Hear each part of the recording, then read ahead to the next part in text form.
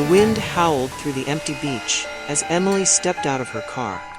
The night was darker than usual, the moon hidden behind thick clouds that churned ominously above. She had driven out here to clear her mind, to find solace in the sound of the waves. Something about the air tonight felt wrong, thick with tension and the scent of decay. She walked down to the water's edge, the sand cold and wet beneath her feet. The beach was deserted, just the way she liked it. But tonight felt like more than just solitude. It felt like abandonment. The ocean, normally soothing, now seemed to roar with a deep, unsettling anger. She wrapped her arms around herself, trying to shake off the growing unease. As she stared out at the black water, she noticed something unusual. Just beyond the shore, something floated, something large. Her breath hitched. It wasn't driftwood or debris. It was body.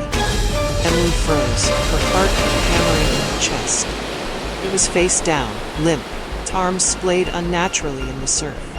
She wanted to run, to scream, but her legs refused to move. The waves lapped at the corpse, pushing it closer, almost as if the ocean wanted to give it to her. She took a step back, the sand shifting beneath her. But then the body moved. It wasn't the tide pulling it. It was moving on its own. Slowly, stiffly, it began to rise from the water, turning towards her. Emily's eyes widened in terror as she realized the figure wasn't just a body. It was something else. Its skin was bloated and gray, seaweed tangled in its hair, and its eyes.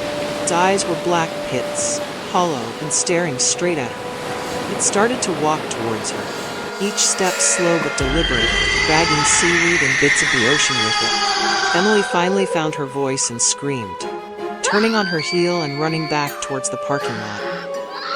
But the beach seemed longer now, stretching out before her in an impossible expanse.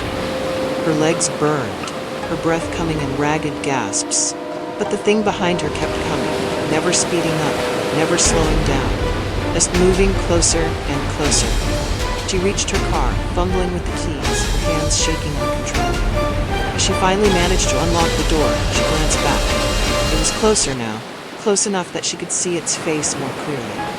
Its mouth was open, filled with black water and tiny, writhing creatures. A guttural, gurgling sound escaped its throat, a noise that sent ice-cold fear stabbing into Emily's heart. She jumped into the car, slamming the door shut and locking it. Her fingers trembled as she tried to start the engine. The car sputtered and died. Come on, she cried, tears streaming down her face. The thing was right outside now, its hands pressing against the window, leaving wet, slimy streaks on the glass. Its mouth moved, trying to form words, but all that came out was that horrible, gurgling noise. In a final, desperate attempt, Emily turned the key again, and the car roared to life. She slammed her foot on the gas, tearing out of the parking lot and down the deserted road. She didn't dare look back, didn't want to see if it was still following her. She just kept driving, her heart pounding. The image of that creature burned into her mind. But even as she left the beach behind, the sound of the ocean stayed with her, growing louder, more insistent. She glanced at the rearview mirror, her breath catching in her throat. The back seat was wet, a puddle of seawater forming on the floor, and in the reflection she saw them, black, hollow eyes staring back at her. The beach wasn't done with her yet.